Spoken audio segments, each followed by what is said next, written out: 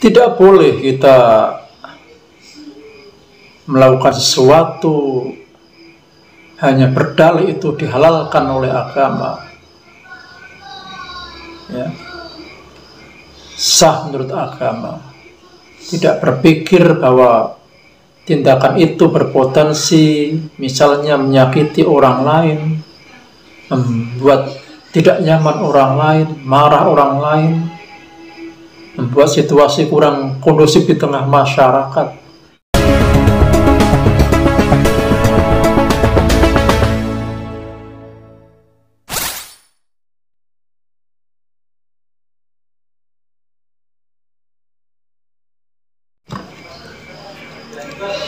Assalamualaikum warahmatullahi wabarakatuh.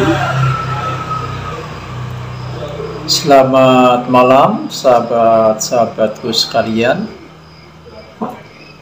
Izinkan saya kembali menemui sahabat semua melalui channel Nuansa ATP. Tetap semangat berbagi manfaat. Seperti biasa, kali ini pun saya ingin berbagi obrolan, obrolan yang semoga ada manfaatnya, bisa diambil pelajarannya bagi kita semuanya. Kali ini adalah tentang etika atau akhlak dalam kehidupannya. Sahabat-sahabatku semua, suatu ketika siswa saya itu bertanya pada saya,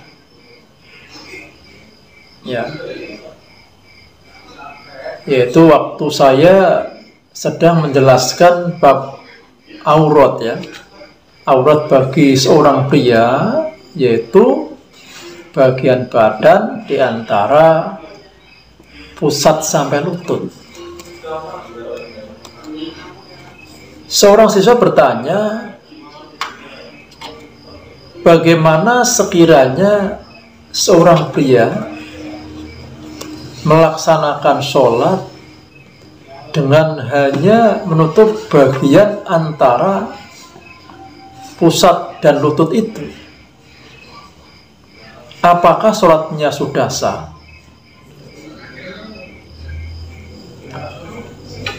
Maka saya jawab bahwa sholat yang dilakukan oleh seorang pria dengan hanya menutup bagian pusat dan lututnya, hanya berpakaian sebatas daerah itu saja, dia berarti sudah termasuk menutup aurat. Maka dengan begitu secara hukum ini sholatnya sudah sah, karena memang salah satu syarat sah sholat adalah menutup aurat, bukan menutup seluruh badan. Jadi dengan hanya menutup bagian yang termasuk wilayah auratnya saja, itu sholatnya sudah sah. Sebagaimana seorang pria yang mengerjakan sholat hanya menutup bagian tubuhnya di antara pusat dan lututnya itu. Nah, tetapi ada tapinya. Tetapi apakah sholat yang sedemikian itu patut dilakukan? Kalau kita pandang dari sisi pandang yang lain, yaitu sudut pandang etika atau akhlak. Karena perlu diketahui dimensi agama itu sangatlah luas. Tidak boleh kita memandang agama, mengamalkan agama hanya dari satu sudut pandang saja. hanya dari sisi sah dan tidak sah saja, dari sisi halal dan haramnya saja misalnya, tanpa memperhatikan sudut pandang yang lain, yaitu yang sangat penting adalah masalah etika dan akhlak. Karena bisa jadi sesuatu yang sebenarnya sah, ya halal, ya boleh, tetapi kalau dia tidak memenuhi unsur akhlak, bisa jadi itu akan menjadi sia-sia, tidak ada artinya sama sekali, karena akan hilang nilai kebaikannya. Contohnya itu tadi, ketika seorang pria ya dalam kondisi normal, tidak ada kedaruratan, ya, dia juga mempunyai pakaian yang cukup, tapi dia hanya menutup bagian lutut dan pusatnya saja ketika sholat. Ini jelas secara etika ataupun akhlak sangat tidak bisa diterima. Dan yang semacam ini jelas akan menghilangkan nilai kebaikannya. Sekali lagi, sholat yang sedemikian itu walaupun sudah sah secara hukum, tetapi tidak bisa diterima secara akhlak, bahkan akan menjadi sirna nilai kebaikan dari ibadahnya, bahkan juga sangat mungkin menjurus pada hal yang berdosa. Bagaimana tidak? Coba kalau kita kembalikan analogi, ketika kita hendak menghadap seorang pejabat yang memanggil kita mengenakan pakaian yang seadanya, ya, terkesan tidak menghargai, tidak menghormati, tentu saja sangat malum bila sang pejabat akan tidak berkenan, bahkan bisa menjadi marah-marah pada cara penampilan kita. Kiranya bisa dipahami, ya, tidak jauh berbeda dengan ketika kita mengerjakan sholat dengan cara yang tidak berakhlak itu,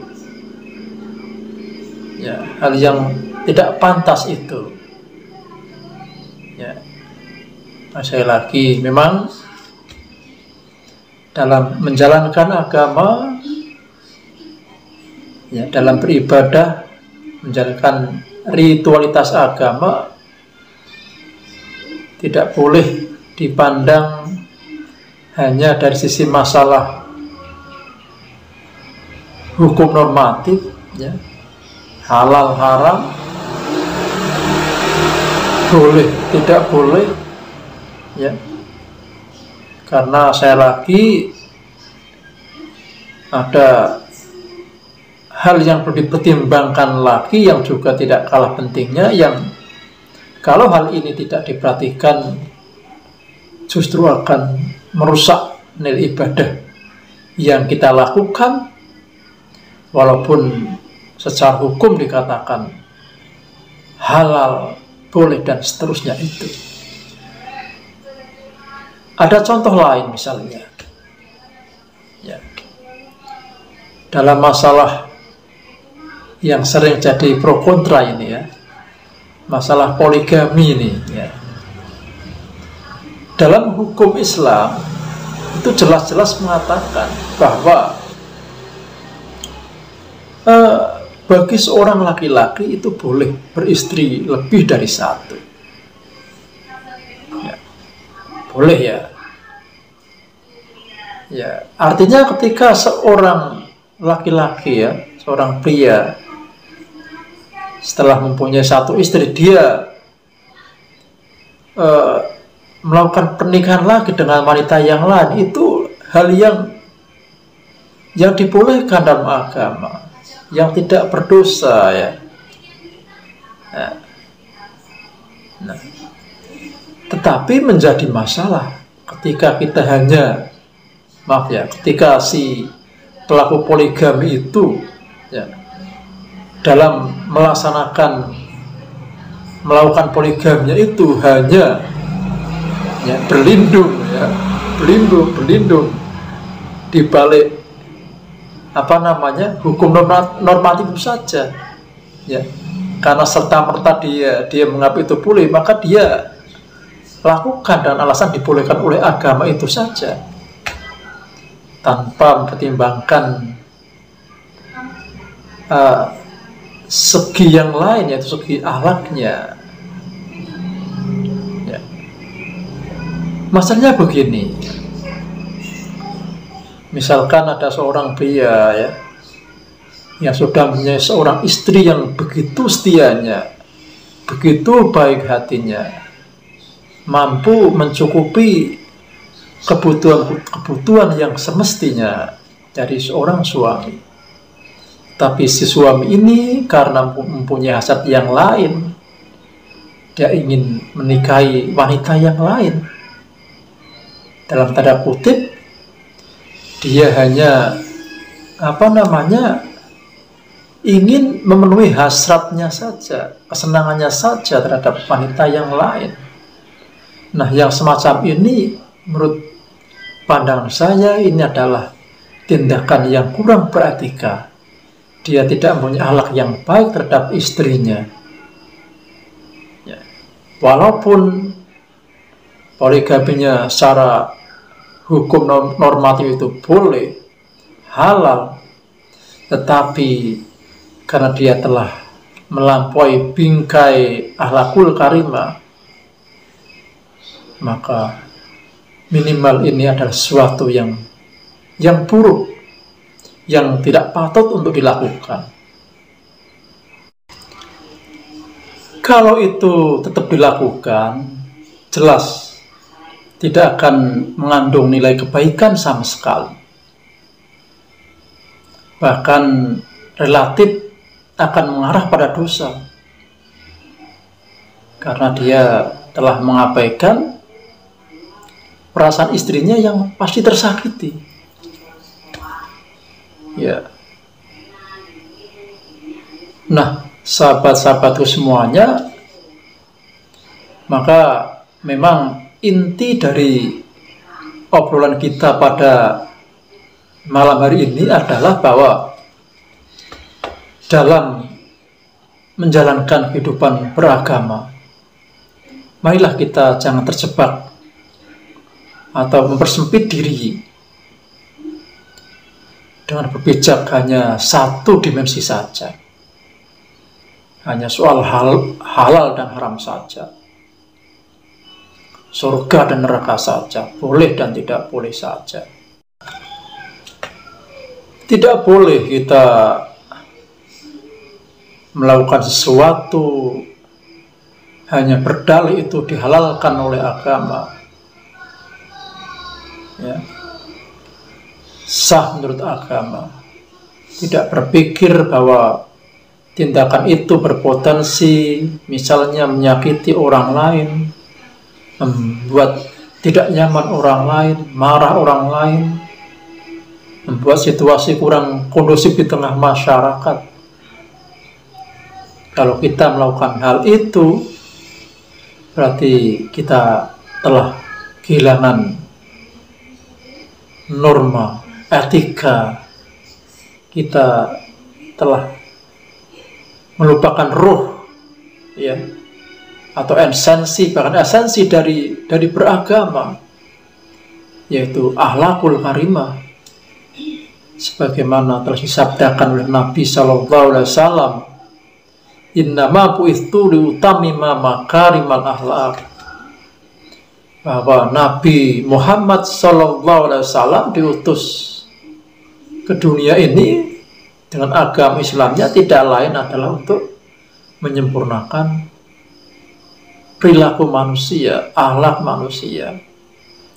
Jadi tidak bisa semuanya terlepas dari kerangka akhlakul karimah. Ya, dengan cara mengamalkan agama yang bijak, yang terbingkai dalam kerangka alaqul karimah, hanya begitulah agama akan menjadi benar-benar maslahah. Dan ingat, jika agama sudah tidak mencapai unsur maslahah, maka itulah agama yang bermasalah. Demikian sahabat-sahabat semuanya, obrolan kita pada malam ini. Semoga bermanfaat, dan bila ada kesalahan saya lagi mohon dimaafkan. Assalamualaikum warahmatullahi wabarakatuh.